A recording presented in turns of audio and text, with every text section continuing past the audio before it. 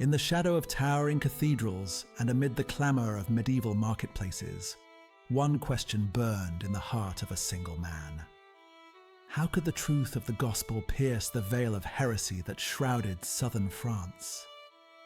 Saint Dominic de Guzmán stood at this crossroads, facing a spiritual crisis that many feared could unravel the church itself. What he built in response would ignite a revolution in preaching and permanently alter the landscape of Christian life.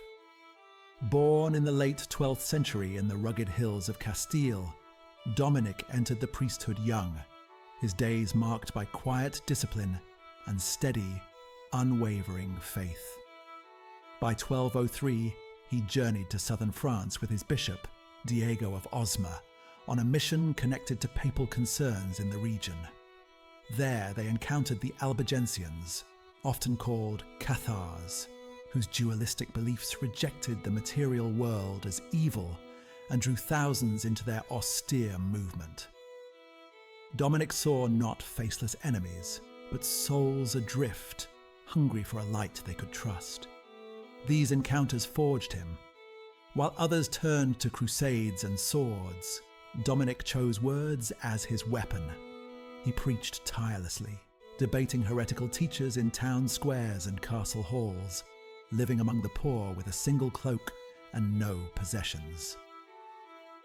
In 1206, near Toulouse, he gathered a group of women who had left Albigensian circles and established a convent at Pruil, under the rule of Saint Augustine.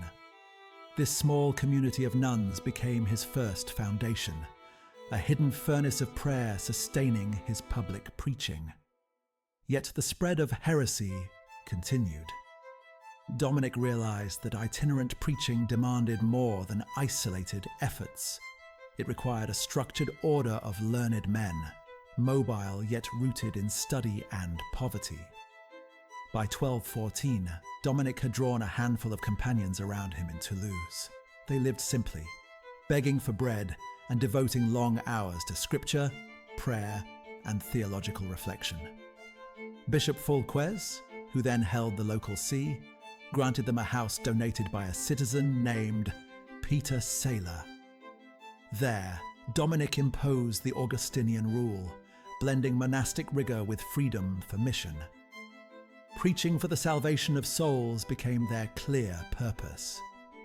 They would not be cloistered monks withdrawn from the world, nor scattered clerics acting alone, but friars, brothers, trained as scholars, and sent into cities to confront error with carefully reasoned truth.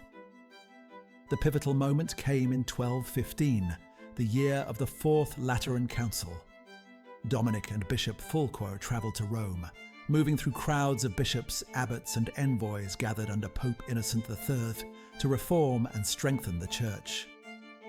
In this charged atmosphere, Dominic laid out his vision, an order dedicated above all to preaching, embracing poverty like the emerging Franciscans, yet committed to a depth of study that would equip them for the most demanding debates. Innocent, cautious about approving new religious orders after the council's decrees, hesitated. Later tradition would speak of a dream in which Dominic supported the crumbling Lateran basilica, persuading the Pope of his importance, though the surviving records show only a careful, measured discernment. Innocent died before the project reached completion.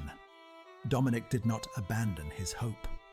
He returned to Rome in 1216, now appealing to the new pontiff, Honorius III. On December 22nd of that year, in a quiet papal chamber, Honorius affixed his seal to the bull Religiosam Vitam, formally recognizing the order of preachers, the Ordo Predicatorum. Dominic knelt in gratitude as years of labor and uncertainty suddenly took shape. There was no grand ceremony, no public spectacle, only a precise charter. The friars would live in poverty, chastity, and obedience, devote themselves to the study of sacred truth, and preach wherever heresy or ignorance threatened the faith, under direct papal authority. Back in Toulouse by early 1217, Dominic gathered his small band of 16 companions. In a bare room lit by flickering candles, he announced a decision that startled them. They would not remain together.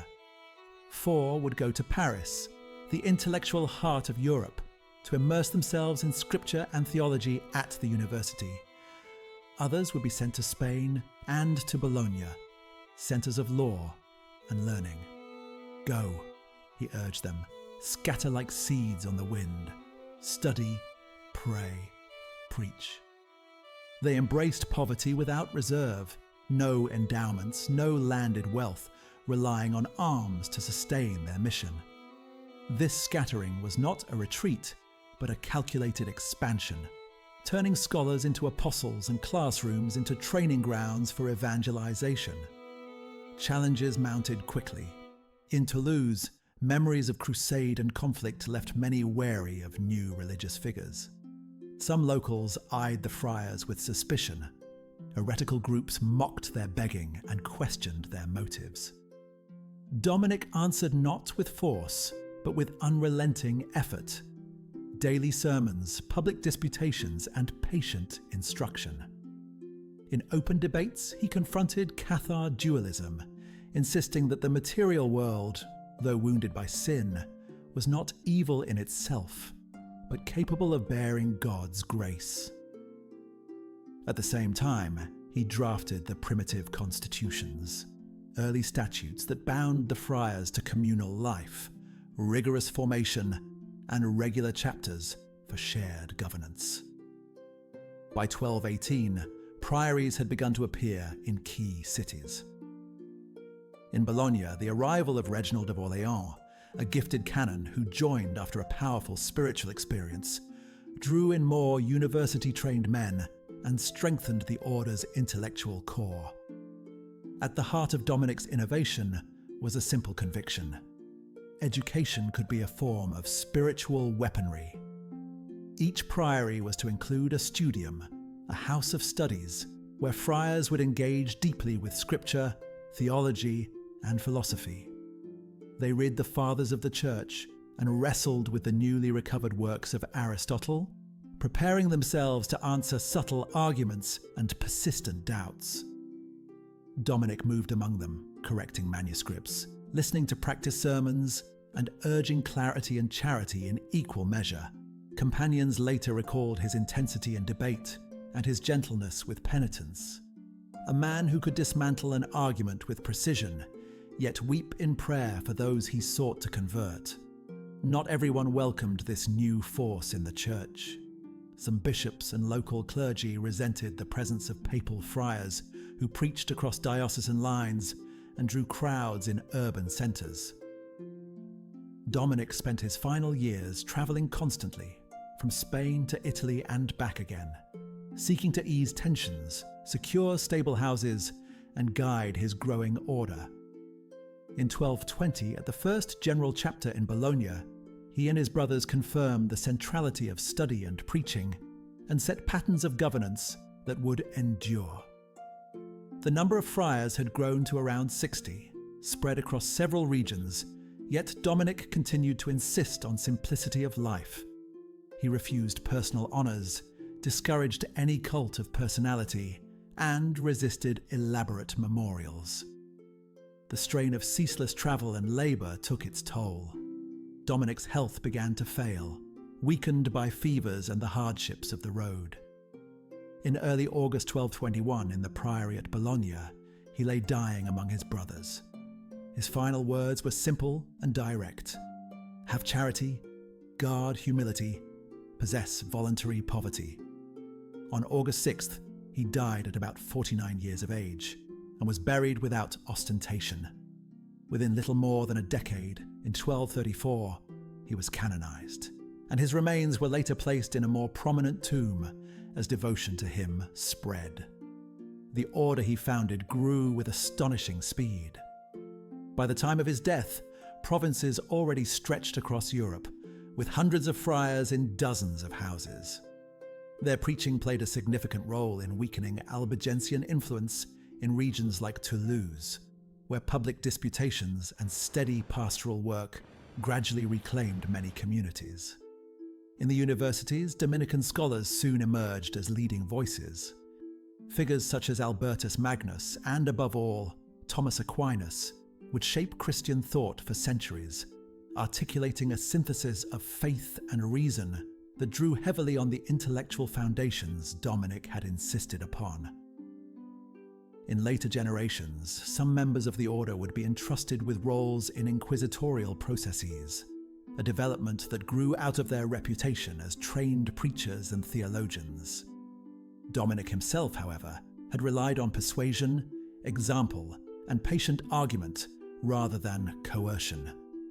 Alongside the friars, Dominican nuns, beginning with the community at Pruil, continued their life of prayer and contemplation, while lay fraternities associated with the order formed in subsequent decades, extending Dominican spirituality into homes and marketplaces.